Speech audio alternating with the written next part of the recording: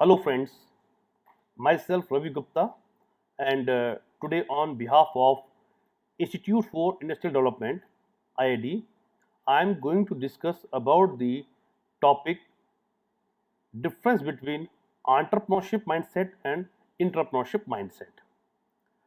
Friends, entrepreneurship is all about identifying a business opportunity which other may see a chaos. आमतौर पर उद्यमिता को एक बिजनेस अपॉर्चुनिटी के रूप में देखा जाता है, लेकिन जिन लोगों का माइंडसेट नहीं है इस तरह का, वो इसको एक तरह का बिखराव समझते हैं कि बड़ा मुश्किल है, उलझन है.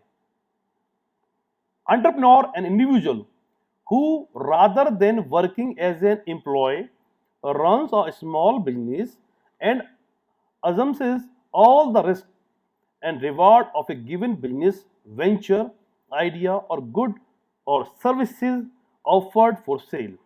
The entrepreneur is commonly seen as a business leader and innovator of new ideas and business process. Entrepreneurship या एंटरप्रेन्योर का अर्थ होता है आमतौर पर वो व्यक्ति जो किसी नए आइडिया को बाजार में उतारता है. वो उस बिजनेस का, उस आइडिया का लीडर होता है, उसमें इनोवेटरशिप का पुट शामिल होता है और बाजार में उस वस्तु को प्रचलित करने में अपना पूरा दिशा दिमाग लगाता है. ऐसे व्यक्ति को हम उद्यमी कहते हैं. Role of entrepreneurship in economic development. The role of entrepreneurship in economic development involves more than just increasing per capita output and income. बहुत बड़ी बात है. जो उद्यमी है उसका रोल आर्थिक विकास में बहुत महत्वपूर्ण होता है क्योंकि वो पर कैपिटा आउटपुट या इनकम बढ़ाता है. यानी देश में ग्रोथ जो हम देखते हैं, जो विकास का एक बहुत बड़ा हमारा इंडिकेटर है, पैमाना है, उसमें उद्यमी की बहुत बड़ी भूमिका रहती है. It involves initiating, constituting change in the structure of the business and the society. उद्यमी केवल अपने उद्यम तक ही सीमित तो ऐसा नहीं है, बल्कि उसके द्वारा किए गए उद्यम या एंटरप्राइज का प्रभाव देश और समाज पर भी पड़ता है और उसी के अनुकूलन चीजें आगे बढ़ती हैं. यानी उद्यमी एक तरह से टॉर्च बियरर होता है सोसाइटी में जो हम डेवलपमेंट देखते हैं उसके लिए. In this process innovation is the key. और इस पूरे प्रोसेस में नवाचार एक बहुत महत्वपूर्ण कड़ी होती है. यानी वो नवाचार, वो महत्वपूर्ण कड़ी जिससे हम वो नयापन उस उद्योग धंधे में जोड़ते हैं और जो उस धंधे को आगे ले जाता है. In the process of economic development the degree of commercialisation is also important. केवल यहां पर इस बात का ध्यान नहीं रखा जाता कि आइडिया अच्छा है, बल्कि इस बात पर भी काम होता है तसल्ली से कि ये आइडिया को कमर्शलाइज कैसे किया जाए. क्योंकि अगर कोई आइडिया बाजार के अनुकूल नहीं है, कमर्शियली बेनिफिटेड नहीं है, तो उस आइडिया का कोई महत्व नहीं होता है. ऐसे में एंटरप्रेन्योरशिप का बहुत बड़ा रोल हम जैसे मेरे पीछे का आर्थिक विकास में होता है और उसका वो आइडिया उस, जैसे मैं उदाहरण दूं, मोबाइल आज केवल इंसान की जरूरत का सबसे मुख्य स्रोत तो ऐसा नहीं है, वो तो है ही, लेकिन आज बाजार में सब कुछ मोबाइल पर आधारित हो गया. यानी मोबाइल एक बहुत बड़ा कमर्शियल प्रोडक्ट है आज की डेट में. ये इसका बहुत बड़ा एग्जांपल है. द एंटरप्रेन्योर प्रोसेस क्या है? ये उद्यमिता का process. The process of starting new venture is embodied in the entrepreneurial process which involves more than just problem solving in a typical management position. उसके ये बहुत एक प्रोसेस है जो प्रॉब्लम सॉल्यूशन को बहुत अच्छे तरीके से हैंडल करने का तरीका है कि हम किस तरह सिस्टमेटिक वे में सबके साथ सबको शामिल करते हुए, सबके विचारों को लेते हुए और एक बेहतरीन तरीके से उस समस्या का एक नया सॉल्यूशन जिसमें मैक्सिमम बेनिफिट सबको मिल सके सोचा जाए. इसमें शामिल है identification and evaluation of the opportunity. उसमें क्या संभावना छिपी हुई हैं, मौके छिपे हुए हैं. Development of the business plan, उसके लिए एक कारगर बिजनेस प्लान का बनाना, determination of the required resources, ऐसे रिसोर्सेज को इकट्ठा करना जो उसके लिए बहुत जरूरी है, management of the resulting enterprise, और ऐसे एंटरप्राइज की स्थापना जो रिजल्ट दे।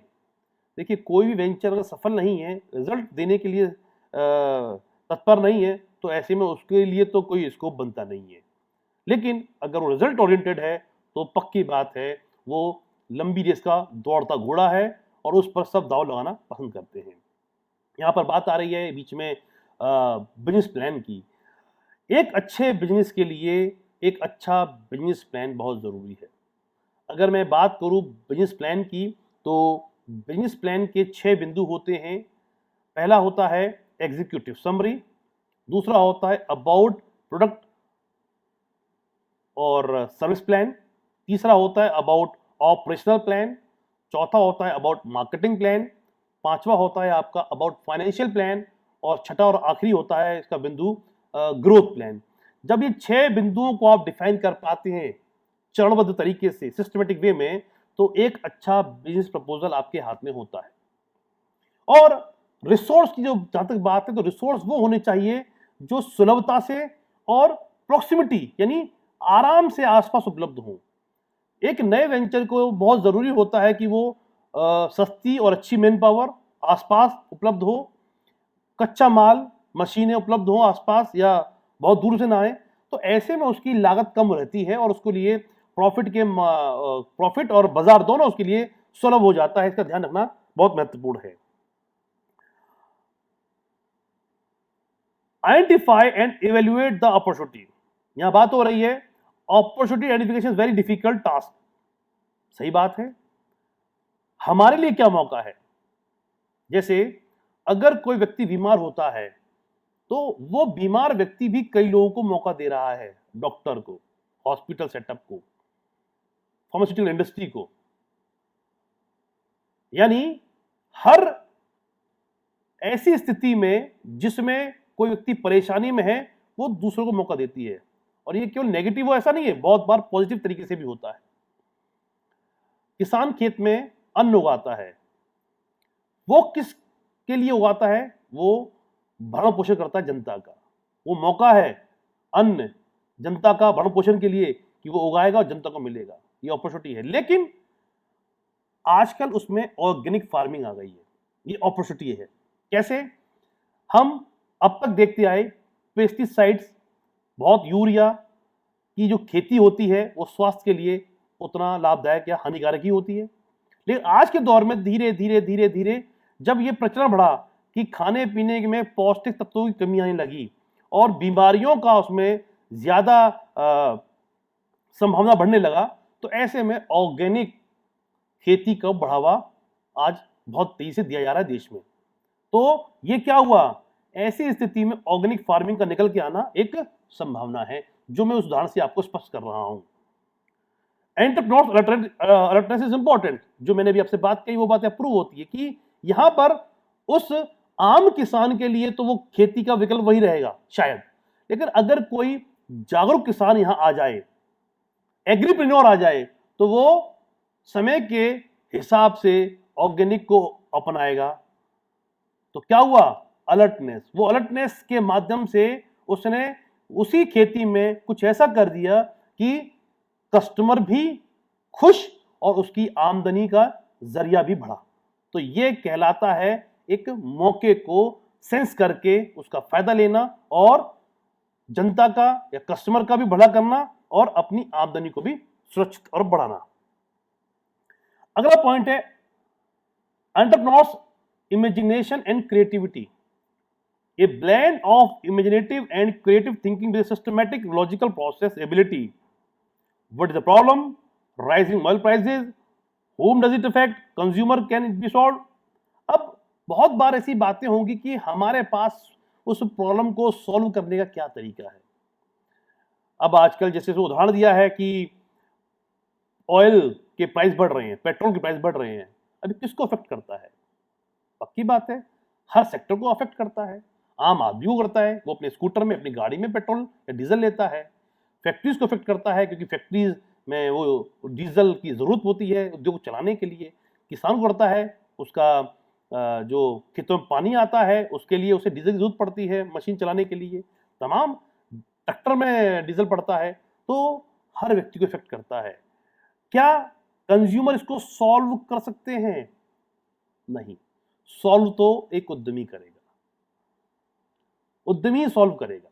यानी क्या मेरे पास ऐसा तरीका है कि ऐसी कोई, तो यहां पर इलेक्ट्रिकल व्हीकल आए। अब आजकल आप देखिए भारत में इलेक्ट्रिकल व्हीकल की डिमांड और सप्लाई का रेशियो बहुत अच्छा हो रहा है, यानी बहुत अच्छी डिमांड भी हो रही है और सप्लाई भी उसकी काफ़ी तेज़ी से बढ़ रही है। लोगों में एक रुझान बढ़ा कि वो कब तक, और वो एनवायरमेंट फ्रेंडली भी है, और दूसरा डिपेंडेंसी अपॉन ऑयल भी कम हो रही है। तो ये एक तरह का सोल्यूशन यहाँ पर आया। और ये कब आया? जब किसी उद्यमी ने इस दिशा में सोचा कि क्या मैं ऐसी व्हीकल या गाड़ी बनाऊं जो पेट्रोल की जगह इलेक्ट्रिकल या सोलर पे चले। ऐसे में उसने कई समस्याओं का समाधान एक साथ कर दिया। पहला, पर्यावरण के हित में हुआ, दूसरा जेब, कस्टमर की जेब में हुआ, के हित में हुआ, और तीसरा जो हमारे ऑयल या डीजल पर डिपेंडेंसी थी वो हमारी कम होना शुरू हुई। Next point, opportunity identification, the search for new ideas, किसी नए मौके की तलाश करना। Opportunity identification is central to entrepreneurship and involves the creative pursuit of ideas, the innovation process. The first step for any entrepreneur is the identification of a good idea. The search for good ideas is never easy. Opportunity recognition can lead to be both personal and social wealth. कहा जा रहा है कि opportunity identification बहुत important पहलू होता है उद्यमिता विकास के क्षेत्र में, इन एंटरप्रेन्योरशिप डेवलपमेंट। और ये प्रोसेस एक अच्छे आइडिया को, यानी एक विचार को अच्छा विचार के रूप में तब्दील करता है। जैसे विचार तो बहुत सारे हैं, लेकिन वो अच्छा विचार कब बनेगा? जब वो मार्केटेबल होगा, डुएबल होगा, अचीवेबल होगा, उस पर जो काम किया जाता है, उस दिशा में जो सोचा जाता है, that is called opportunity identification. और इसके लिए जब आप इस पे काम करते हैं उस आइडिया पर, तो ये आपका सोशल और पर्सनल दोनों तरीके से हमारे को बहुत मदद देता है, और हम एक अपने आप को एक सस्टेनेबल तरीके से बाजार में सफल उद्यमी के रूप में स्थापित कर भी पाते हैं। Entrepreneurial imagination and creativity, how entrepreneur do what they do. तो यहाँ पर एक फार्मूला दिखाया, आपको दिखाई दे रहा होगा स्क्रीन पर, कि creative thinking plus systematic analysis is equal to success. Simple, यानी एक क्रिएटिव थिंकिंग और सिस्टमेटिक एनालिसिस को जब आप जोड़ देते हैं तो वो सफलता कहलाती है। कैसे? आजकल मोबाइल फोन बहुत पॉपुलर है। मोबाइल फोन आया था कॉल करने और सुनने के लिए, लेकिन बाद में धीरे धीरे धीरे धीरे धीरे मोबाइल फोन पर एप्स, एप्लीकेशंस, शॉर्ट पे जो हम एप्स बोलते हैं, वो आने लगे। और हर सेगमेंट को, चाहे वो एंटरटेनमेंट हो, चाहे वो लीगल हो, चाहे वो सोशल हो, चाहे वो सिक्योरिटी हो, हर तरह के फीचर्स को लेकर एप्लीकेशंस आने लगी और वो मोबाइल पर आने लगे। उससे क्या हुआ? आज मोबाइल आपका उस क्रिएटिविटी थिंकिंग के साथ सिस्टमेटिक, यानी मेरे जेब में मेरा मोबाइल मेरे समस्याओं का समाधान भी है, मेरी जरूरतों की पूर्ति भी करता है। तो ये सब चीजों को जोड़ते हुए मोबाइल फोन आज पूरा ब्रह्मांड आपकी जेब में लेके चलता है। यानी जब जैसी आपके नीड होती है आप तुरंत उसका प्रयोग कर लेते हैं, चाहे वो फूडिंग हो, चाहे वो हेल्थ हो, चाहे वो एजुकेशन हो, चाहे वो बैंकिंग हो, चाहे वो सोशलाइट लाइफ हो, चाहे वो ट्रैवलिंग हो, किसी भी तरह की नीड आज आपका वो मोबाइल फोन पूरी कर रहा है।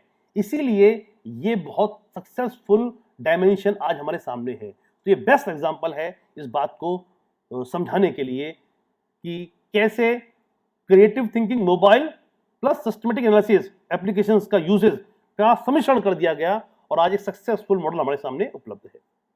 और आज बहुत बड़ा से बाजार खोल दिया है जहां पर अपॉर्चुनिटी की कोई कमी नहीं है। डेवलपमेंट ऑफ बिजनेस प्लान, जैसे मैंने पीछे आपको बताया, A good business plan must be developed in order to exploit the defined opportunity. अब उसमें स्टेप्स की बात की जा रही है और बिजनेस प्लान मैंने पीछे बस जिक्र किया, एग्जीक्यूटिव समरी, उसमें जो सेक्शंस होंगे और उसके बाद description of business, description of industry, technology plan, marketing plan, production plan, organisation plan और समरी। ये सभी चीज़ों का आपने उसमें व्याख्या करनी होती है।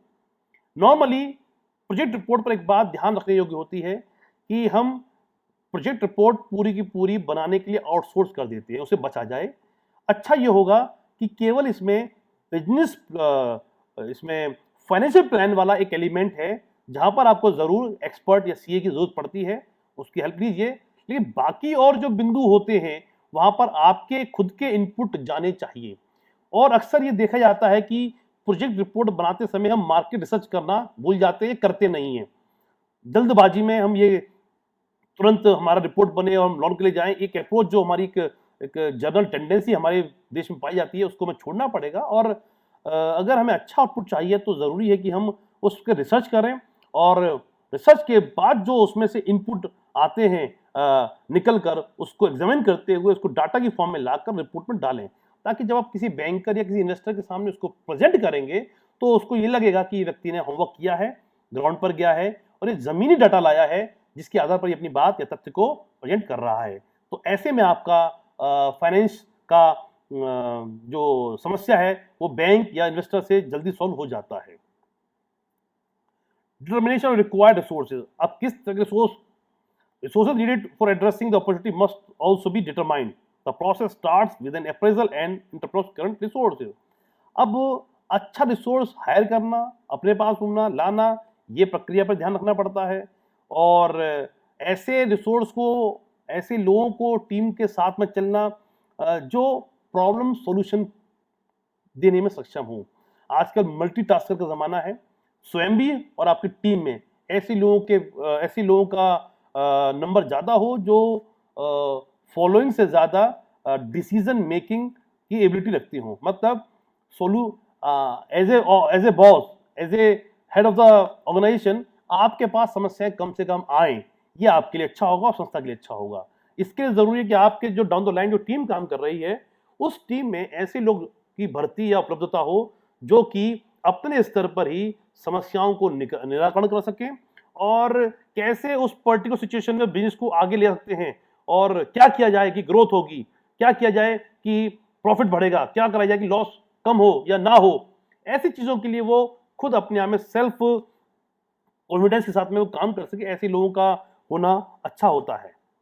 एंटरप्रेन्योरशिप, जिसे मैंने कहा था कि मैं आपसे बात कर रहा हूँ एंटरप्रेन्योरशिप और एंटरप्रेन्योरशिप की, तो अब जो अगला स्लाइड जो आप देख रहे हैं उस पर एंटरप्रेन्योरशिप के बारे में जिक्र आ रहा है। Entrepreneurship within an existing organisation, मतलब एंटरप्रेन्योरशिप में आप अपना खुद का रोजगार, स्टार्टअप या बिजनेस मॉडल खड़ा कर रहे होते हैं।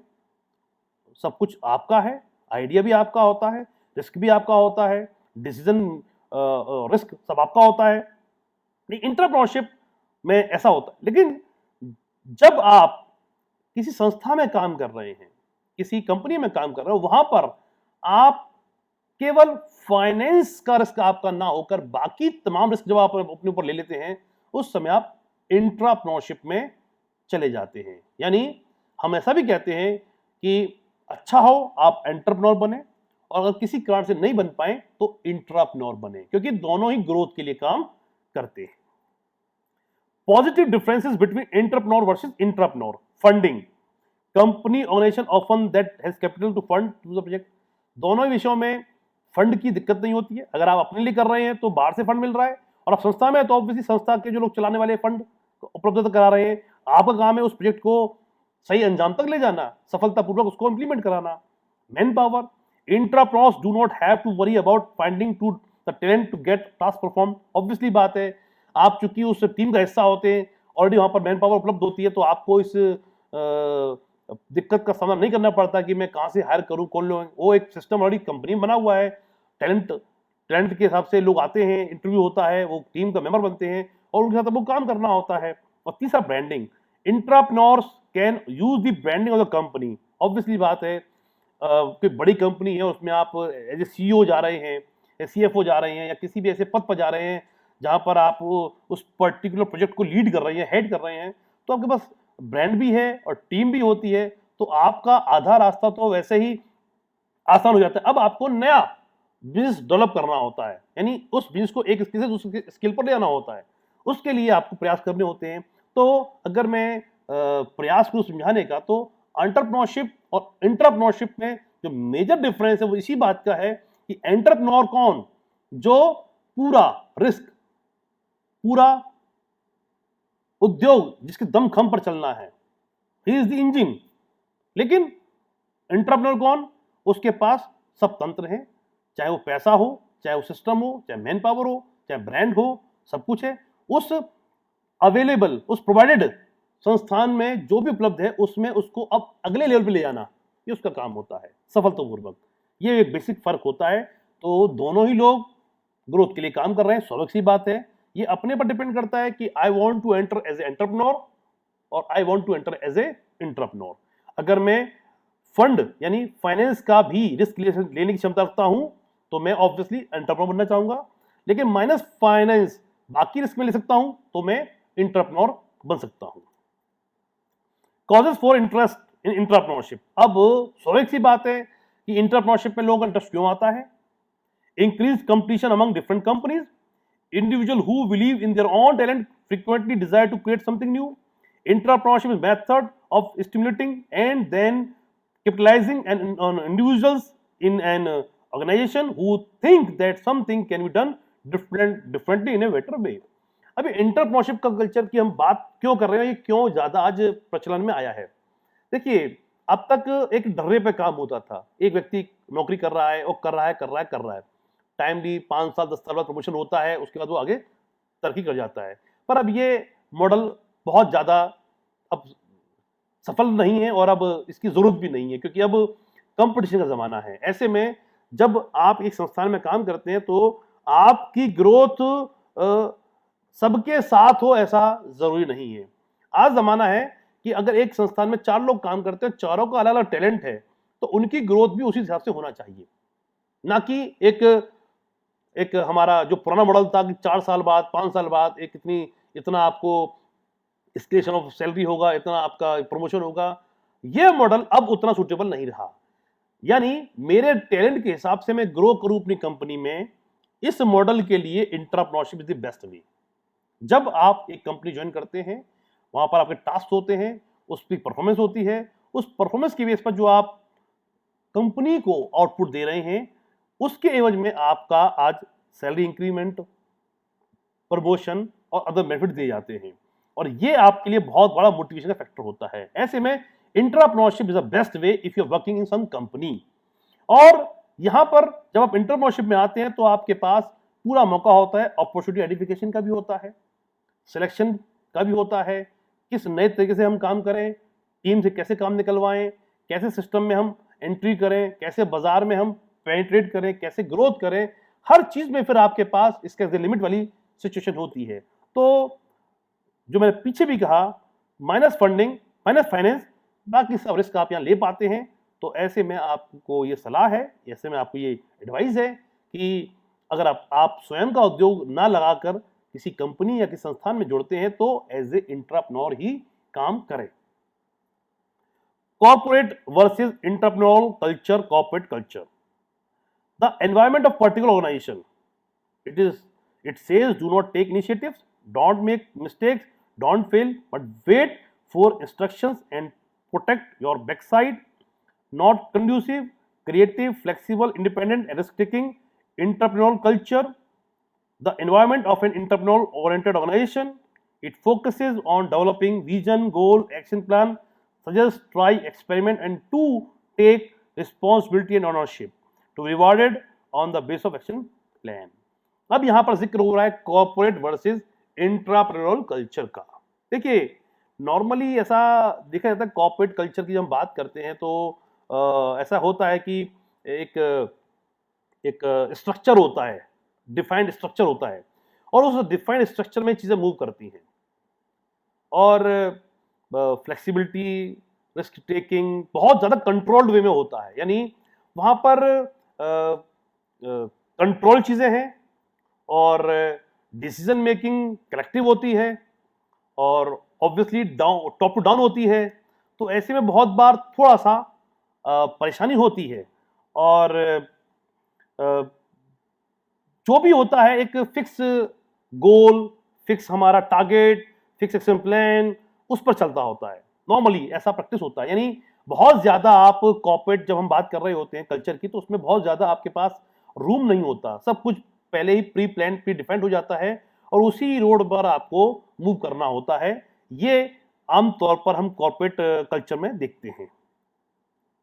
क्लाइमेट फॉर एंटरप्रेन्योरशिप, बहुत आज के दौर में आप देखिए कि क्यों एंटरप्रेन्योरशिप होना चाहिए। जैसे मैंने पीछे भी आपको बताया समझाया कि नौकरियां करते हुए ट्रेडिशनल वे में आज लोग बहुत ज़्यादा खुश नहीं हो पाते हैं। नयापन होना ज़रूरी है काम में कुछ रिस्क होना ज़रूरी है, आप अपने हिसाब से काम कर पाएँ इसकी फ्रीडम ज़रूरी है। ऐसे में एंटरप्रेन्योरशिप बहुत इंकरेज करती है आपको आगे बढ़ने के लिए। तो वही बात, न्यू आइडियाज़ इंकरेजमेंट होता है, ट्रायल एंड एरर इंकरेज होता है, गलतियाँ ही करिए, सीखिए, ऐसा मौका मिलता है आपको। फेलियर्स अलाउड होते हैं, गलतियाँ हो गई तो चलिए कोई बात नहीं, ये तरीका नहीं। हम ऐसे कहते भी हैं कि फेलियर होने का मतलब ये नहीं कि आप फेल हुए, फेल होने का मतलब होता है कि आपको एक तरीका मालूम हुआ कि काम इस तरह नहीं होता है, ये हमें सिखाया गया है। That is all, that is part of entrepreneurship and entrepreneurship both. Resources available and accessible, multidisciplinary teamwork approach, no opportunity barriers, volunteer programs, appropriate reward system, support from top management। स्वाभाविक सी बात है, जैसे उद्यमिता में आप सब कुछ आप कर रहे होते हैं, खुद मालिक हैं, खुद डिसीजन लेते हैं।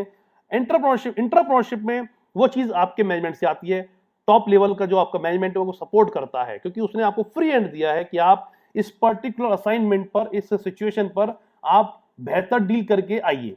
अब उस बेहतर डील करने में उस पर्टिकुलर सिचुएशन में क्या रिसोर्सेज होंगे, क्या सिचुएशन होगी, किस तरह से आपको प्रोसेस फॉलो करना है या कुछ नया डेवलप करना है, तो वो तमाम चीजों की आपके पास फ्रीडम आपके पास रहती है और वो आप काम परफॉर्म कर पाते हैं। तो ऐसा इंट्राप्रेन्योरशिप के कल्चर या माहौल में हमें दिखता है। इंट्राप्रेन्योरल लीडरशिप कैरेक्टरिस्टिक्स क्या होते हैं? अंडरस्टैंड द एनवायरनमेंट, बहुत जरूरी है, क्योंकि यहाँ देखिए एंटरप्रेन्योरशिप में तो आप स्वयं ही सब कुछ हैं, कर रहे हैं, लेकिन जब आप किसी संगठन या संस्थान के बीच में अंदर या उसके सिस्टम में काम कर रहे होते हैं, तो वहां पर उसके एनवायरनमेंट के साथ आपको कोप अप करना पड़ता है। ये क्वालिटी बहुत जरूरी है, होना चाहिए, तभी आप शायद अच्छे एंटरप्रेन्योर बन पाएंगे। विजनरी एंड फ्लेक्सिबल होना चाहिए, क्योंकि वहां केवल आप नहीं है, आपके सामने एक डिसीजन मेकिंग अथॉरिटी है, टॉप लेवल अथॉरिटी है, जिससे आपका बार बार सामना होगा, वो आपसे सवाल जवाब करेंगे। ऐसे में आपकी फ्लेक्सिबिलिटी का होना, उनके साथ में तारतम्य बिठाना बहुत जरूरी है। Creates management options, encourage team work, encourage the open discussion और build a coalition of supporters. बहुत बड़ी बात यहाँ पर यह आ रही है कि डिस्कशंस बहुत होते हैं, यानी कोई भी काम करने के लिए आपके पास उस पर्टिकुलर काम को करने के लिए अनेक विकल्प आपके सामने अलग अलग माइंडसेट से आते हैं, जो बहुत पॉजिटिव बात है। और उसमें फिर आपको बेस्ट जो आइडिया उस सिचुएशन में आपको अलाउ करता है सिचुएशन में चुनना, आप चुनिए, तो ये अच्छा एक मौका आपको मिलता है। और एक और बात, जब आप ऐसी टीम में काम करें, उस टीम के आप हीरो होते हैं, क्योंकि you are the model, role model of for others also. तो ये आपके पर्सनैलिटी डेवलपमेंट के साथ में आपके ईगो को भी बहुत हद तक संतुष्ट करता है कि I am doing something different among all, और मुझे इस तरह से कुछ अलग तरीके से लोग इज्जत दे रहे हैं। तो ये बहुत अच्छी फीलिंग देता है और मोटिवेट करता है काम को और आगे अच्छा करने के लिए। Establishing entrepreneurship in an organisation, अब हम कैसे एस्टेब्लिश करते हैं उस पर जहां पर बात चल रही है। Gaining commitment of top middle and line management, once the top management committed to entrepreneurship, it will spread throughout the organization. Ideas and journal areas that top management are interested in should be identified. Also, overall program expectations and target results should be established. यहाँ बात की जा रही है कि इंट्राप्रेन्योरशिप, मैंने जैसे कहा टॉप टू डाउन आता है, तो ऊपर का जो मैनेजमेंट होता है उससे आपको पूरा सपोर्ट आता है, उनका कमिटमेंट लेवल आपके साथ में होता है और आप अपने कामों को उनके दिए कमिटमेंट के हिसाब से कर रहे होते हैं। और आपस में म्यूचुअल अंडरस्टैंडिंग होती है और शेयरिंग्स होती हैं, और जो टारगेट होते हैं उसके हिसाब से हम लोग काम करते हैं, और एक फ्लेक्सिबिलिटी रहती है काम करने की। और अगर कहीं आपको कोई सुझाव या सजेशन लेना होता है तो उसके लिए भी आप हमेशा अपने टॉप लेवल से डिस्कशन कर सकते हैं। तो ऐसा माहौल एक आपको मिलता है। Establishing entrepreneurship is an organisation, further study में और चीज़ें आ रही हैं। thirdly, technological revolution is necessary, organisation should gather group of interested managers to train employees for this process. Organization should find ways to get closer to its customer. Organization need to be more productive with less resources. तो जब आप इस माहौल में काम करते हैं तो बहुत अच्छी बात ये होती है कि कम रिसोर्स में अच्छा आउटपुट कैसे आए ये आप कर पा रहे होते हैं, और कस्टमर के और ज़्यादा क्लोज पहुंचना, यानी कस्टमर के सेटिस्फेक्शन के लेवल तक पहुंचने के लिए आप बहुत कुछ प्रयास कर रहे होते हैं। और इसलिए आपको फ्री हैंड दिए जा रहे हैं कि आप वो नया क्रिएटिव कॉन्सेप्ट इजाद करिए, इम्प्लीमेंट करिए, जिसके लिए आपको एज ए इंट्राप्रेन्योर कंपनी में देखा जा रहा है। और दूसरे लोगों को जिनका इंटरेस्ट है उनके साथ काम करना, उनको ट्रेन करना का भी आपके पास एक अवसर रहता है। इस तरह से आप इस सिस्टम में अपने आप को फिट कर पाते हैं। और इसके अलावा organisation needs to establish strong support culture for entrepreneurship. आप स्वयं एंटरप्रेन्योर हो ऐसा नहीं है, आपके साथ काम करने वाला प्रत्येक व्यक्ति उस भावना से आपके साथ में काम करे, क्योंकि जब हर व्यक्ति एज ए एंटरप्रेन्योर अपना काम उस पर्टिकुलर सिचुएशन में करेगा तो स्वाभाविक सी बात है कंपनी को बेहतर रिजल्ट्स और आउटपुट मिलने वाले हैं। To be successful this procedure requires flexible innovative behaviour with total authority over expenditure and access of sufficient fund. और जब आप टीम वर्क में काम करते हो तो पक्की बात है आपका एक्सपेंडिचर पर कंट्रोल आता है, क्योंकि जब सभी लोग एक ही ट्यून पर काम कर रहे हैं, एक ही लैब में काम कर रहे होते हैं, तो स्वाभाविक सी बात है एनर्जी का फ्लो बहुत पॉजिटिव होता है और रिजल्ट्स भी पॉजिटिव आते हैं। और परफॉर्मेंस का रिवार्ड होता है, क्योंकि जब आप अच्छा परफॉर्म करते हैं और वो आपके परफॉर्मेंस से लिंक होता है तो ये मोटिवेशन होता है आपके लिए कि आपको हम बहुत बार देखते हैं आजकल कल्चर आ गया है कि employee of the month, employee of the year, इस तरह के कॉन्सेप्ट भी हमने देखे हैं। तो ये सब इसी का पार्ट है जहाँ पर आप खुद को एक अच्छा एंटरप्रेन्योर अपनी संस्था में पाते हैं या फिट कर सकते हैं। एज ए एंटरप्रेन्योर एक्टिविटी की अगर बात करें तो spotting ways to improve services of, जैसे मैंने पीछे कहा कि आप क्या कर रहे हैं संस्थान में रहकर, आप कैसे संस्था बेहतर कर पाएगी और उसके लिए आप चीज़ों पर ध्यान दे रहे हैं। Save time money and make life easier, कम पैसे में अच्छा आउटपुट आए, कम समय में अच्छा आउटपुट आए और दूसरों की लाइफ, अपनी लाइफ इजियर हो जाए, बेटर कंडीशन हो जाए, इस पर ध्यान दिया जाता है। Visualising variations of current product services, और जो आज आप काम कर रहे हैं उस पर और आगे क्या होगा उसका विजुअलाइजेशन करना होता है। Realising new communication avenues with customer, नए नए तौर तरीके कस्टमर्स जोड़ने के आपको आइडेंटिफाई करने होते हैं कि हम कम समय में, कम लागत में और अपने कस्टमर तक तुरंत पहुंच सके, वो क्या मैकेनिज्म होगा। यहाँ पर बहुत ध्यान देने वाली बात होती है कस्टमर केयर सर्विस की। बहुत बड़ा बाजार है जैसे हम जानते हैं, आमतौर पर देखा जाता है कि कोई माल आपने बेच दिया लेकिन बाद में उस माल में, उस वस्तु में कोई शिकायत आ रही है और कस्टमर परेशान हो, टोल फ्री नंबर काम ना करे या ईमेल पर कोई ऐसा कोई जवाब ना मिले, तो ये आपकी गुडविल खराब करता है। तो ऐसे में ये सब चीज़ों का ध्यान रखना पड़ता है और यहाँ पर एक एज ए एंटरप्रेन्योर आप इन मुद्दों को अच्छे से सुलझा पाते हैं। इनहेंस द क्वालिटी, ऑब्वियसली बात है, जब आप कस्टमर के संपर्क में हैं, फीडबैक आ रहा है आपके पास, तो क्वालिटी पर भी आप इंप्रूव करते हैं। New ways to get the job done quicker और smarter organisations need to implement an evaluation system for monitoring the whole process. और एक बेहतरीन मॉनिटरिंग सिस्टम यहाँ पर इजाद होता है जिसके मार्फत आप अच्छे काम, नए काम और अपनी कंपनी में कर पाते हैं, आपको मौके मिल पाते हैं। इन सब तमाम चीज़ों का आपको ध्यान देना होता है। हाउ डू एंटरप्रेन्योर्स बेनिफिट, उन्हें क्या मिलता है? फ्लेक्सिबिलिटी मिलती है, less restriction but supportive environment. Restriction है बहुत कम है, जरूरत पड़ने पर है, और बहुत ही कूल और बहुत ही कोजी इन्वायरमेंट है। जैसे मैंने बताया कि टॉप अथॉरिटी आपको पूरा सहयोग करती है क्योंकि उन्होंने आपको एज ए एंटरप्रेन्योर फिट किया है, तो आपसे वो उम्मीद करते हैं कि आप रिजल्ट कैसे लाएंगे वो आप तय कीजिए।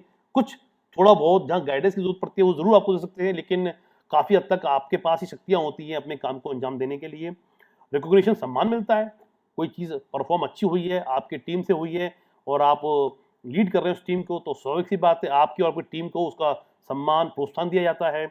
There ideas are vehicle towards advancement, increase value to organisation, increase pay check. और स्वयं सी बात है, सबका उद्देश्य होता है कि जो मैंने पहले भी कहा कि as a entrepreneur growth is unlimited. जैसे आप संस्था में काम करते हैं, अच्छा रिजल्ट देते हैं, तो आपकी जो ग्रोथ है आपके साथ के जो अन्य कर्मी हैं उनसे कुछ अलग होगी। जो जैसा परफॉर्म करेगा उसको वैसा ग्रोथ कंपनी से दिया जाएगा। Implementing the entrepreneurship culture encourage employees to be creative and to look for new ways to improve your current way of doing business। देखिए, हमें ये बढ़ाना पड़ेगा। जैसे मैंने बताया कि आज के वर्तमान दौर में दो तरह का कल्चर ही आज सस्टेन कर रहेगा और कर पाएगा। पहला है एंटरप्रेन्योरशिप और दूसरा इंट्राप्रेन्योरशिप, क्योंकि इन दोनों कल्चर में ग्रोथ जुड़ी हुई है, अपनी भी और अपनी कंपनी की भी, और उससे स्वाभाविक सी बात है देशी ग्रोथ होती है। अगर हम इस कल्चर को बढ़ावा देना चाहते हैं तो जो लोग एंटरप्रेन्योरशिप में जाते हैं तो उनको क्रिएटिव होना पड़ेगा, कुछ नया करना पड़ेगा। अब वो जमाना चला गया घड़ी देखकर टाइम करना और उसके बाद अपने काम को ही काम करना। नहीं, आज वो दौर चला गया है। आज लोग इवन आफ्टर ड्यूटी आवर्स भी काम कर रहे होते हैं, वीकेंड छुट्टी पर भी काम कर रहे होते हैं। वो सब करना पड़ता है क्योंकि now you are doing work for some responsibility.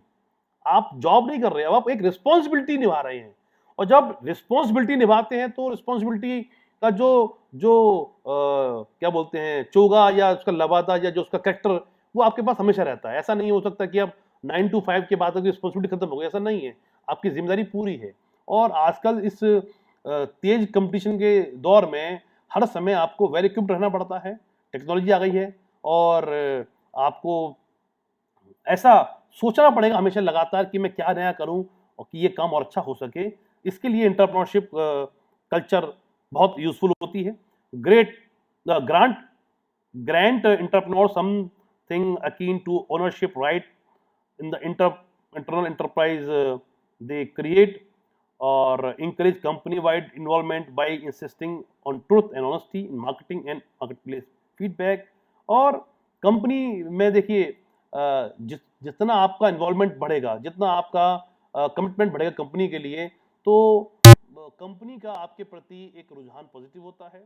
ये आपकी ऑनेस्टी है कंपनी के प्रति, कंपनी के आपके प्रति, और मार्केट में भी आपका सिक्का बोलता है। और अब आज के दौर में बहुत सोशल मीडिया का ज़माना है, कोई चीज़ छिपती नहीं है। अच्छी कंपनियां में जो अच्छे एंटरप्रेन्योर्स होते हैं उनका नाम और उसका काम सबको नज़र आता है, और हमेशा दूसरी कंपनियां हमेशा चाहती हैं कि वो पर्टिकुलर व्यक्ति या ग्रुप ऑफ पीपल उनके पास आके काम करने लग जाएं और ज़्यादा अच्छा पैकेज देने को तैयार हो जाते हैं। ये सब संभव है क्योंकि ये आज बदलते और नए दौर में इन चीज़ों का महत्व बहुत बढ़ गया है। और उसमें यकीन मानिए एंटरप्रेन्योरशिप एक बहुत इंपॉर्टेंट पहलू है, इंपॉर्टेंट तथ्य है, इंपॉर्टेंट तरीका है काम करने का, जो आज समाज में और इंडस्ट्री में अपनी पहचान बहुत तेजी से बढ़ा रहा है। Implementing the entrepreneurship culture, treat entrepreneurial team as profit center rather than as a cost center। सबका साथ सबका विकास होना चाहिए, ना कि केवल एक पर्टिकुलर सिचुएशन होना चाहिए। Allow team members a variety of options in job innovation offered alliances and exchange। जब आप एक टीम में काम करते हैं तो आपकी समस्या केवल आपकी नहीं होती है, आपके टीम मेंबर की भी होती है, उनकी समस्या आपकी होती है। आपस में इंटरपर्सनल इक्वेशन अच्छा होना चाहिए ताकि आप एक दूसरे को तो सप्लीमेंट करें, बोझ ना बने, सप्लीमेंट करें, और उससे काम करने में मजा भी आता है। Encourage employee to develop through training programmes. और आजकल आप देखिए ट्रेनिंग पर बहुत ध्यान दिया जा रहा है। समय समय पर साल में एक बार या कई बार अच्छी कंपनीज अपने स्टाफ को, अपने लोगों को ट्रेनिंग दिलवाती हैं ताकि वो रिफ्रेशर लेते रहें, अपडेट होते रहें और उस काम को ट्रेनिंग के बाद और अच्छा कर पाते हैं। क्योंकि हम सब बहते हुए पानी की तरह होने चाहिए। जैसे कहावत है, पानी जब तक बहता रहता है तो उसमें ताजगी होती है, फ्रेशनेस होती है, आसान नहीं होता, पानी सड़ता नहीं है, पानी खराब नहीं होता। ठीक वैसे ही हमारी स्थिति होती है। अगर हम लगातार ट्रेनिंग लेते रहते हैं समय समय पर तो हम रिफ्रेश होते रहते हैं, नए नए अपडेट्स हमें मिलते हैं, इन्फॉर्मेशन आती हैं और नई चीज़ें जानने को मौका मिलता है ताकि हम उस चीज़ों को फिर यूज़ करके आगे अपने दफ्तर में, अपने संस्थान में उनको यूज़ करें और उसका लाभ अपने को और कंपनी को दे पाएँ। इसलिए ये सब भी चीज़ें आज की डेट में बहुत पॉपुलर और कॉमन हैं। तो कुल मिलाकर साथियों, मैंने आज आपसे इस प्रेजेंटेशन में बात किया एंटरप्रेन्योरशिप और एंटरप्रेन्योरशिप के माइंडसेट के बारे में, तो मैं उसको अगर लास्ट में सम करूँ तो यही बोलूँगा कि entrepreneurship is the best way and entrepreneurship is equally best way. मतलब अगर आप खुद आपके पास कोई क्रिएटिव आइडिया है, संसाधन आप जुटा सकते हैं, तो आप एंटरप्रेन्योरशिप की तरफ आपका रास्ता खुल जाता है। और अगर आपको लगता है कि आपके पास आइडिया है, विचार है, लेकिन आपके पास विशेषकर फाइनेंशियल रिसोर्सेज उतने नहीं है या नहीं हो पाएंगे, और रिस्क लेने में थोड़ा सा आपको फाइनेंस के ऊपर थोड़ा सा भी अगर आपके मन में एप्रीहेंशंस आ रही हैं, तो entrepreneurship is the best way, because दोनों ही तरीके से आप ग्रोथ में पार्टिसिपेट कर रहे हैं, अपनी कंपनी की और देश की ग्रोथ में। तो मैंने इस प्रेजेंटेशन से आपको समझाने का प्रयास किया। उम्मीद है कि आपको काफ़ी हद तक इस विषय में कुछ नए इनपुट और नई जानकारी मिली होंगी, जिससे आपको लाभ हुआ होगा। मैं अंत में Ravi Gupta, institute for industrial development की ओर से आपका फिर से धन्यवाद देना चाहूँगा, और कहना चाहूँगा कि आप इस संस्था से जुड़िए, और किसी भी तरह का आपको हमसे मार्गदर्शन चाहिए, सपोर्ट चाहिए, हमसे जुड़िए। हम आपको मदद करके खुश महसूस होंगे, और जहाँ भी आपको दिक्कतें हैं, परेशानियाँ हैं, वहाँ पर आपको हेल्प करेंगे, कि सरकार बहुत कुछ कर रही है आप लोगों के लिए। बस ज़रूरत है आपका कदम उस ओर बढ़ने के लिए। धन्यवाद।